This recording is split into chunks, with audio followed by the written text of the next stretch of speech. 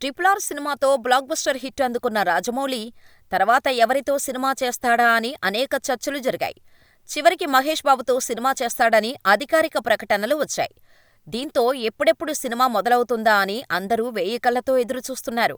కానీ సైలెంట్గా ఈ సినిమా పూజా కార్యక్రమం చేసేశారు.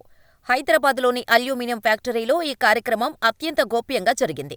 లోపలికి కార్లు వెళ్తున్న వీడియోస్ తప్ప ఎలాంటి ఫోటోలు, వీడియోలు బయటకు రాలేదు.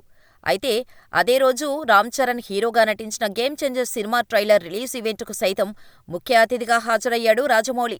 కానీ సోషల్ మీడియాలో సినిమా గురించి చర్చ జరగటమే తప్ప ఆయన సినిమా గురించి సుమ పలకరించినా పెద్దగా మాట్లాడకుండానే స్పీచ్ ముగించారు.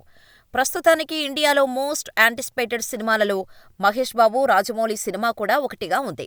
కానీ పూజా కార్యక్రమాలు జరిగినా సినిమా గురించి పెద్దగా మాట్లాడకపోవటం రాజమౌళి ప్రమోషనల్ స్టంట్స్లో ఒకటిగా అభివర్ణిస్తున్నారు విశ్లేషకులు.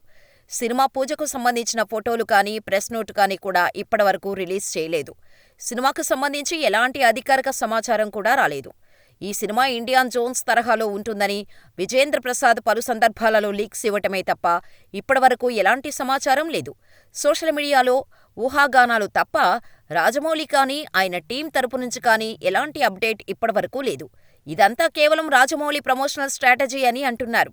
ఎప్పుడో ఆయనకు పెట్టాలనిపించినప్పుడు ప్రెస్ మీట్ పెట్టి సినిమా గురించి వివరాలు వెల్లడిస్తారు. అప్పటి వరకు ఎదురు చూడటం తప్ప సోషల్ మీడియాలో వచ్చిన లీక్స్ గురించి చర్చించుకోవటం తప్ప చేసేదేమీ లేదు.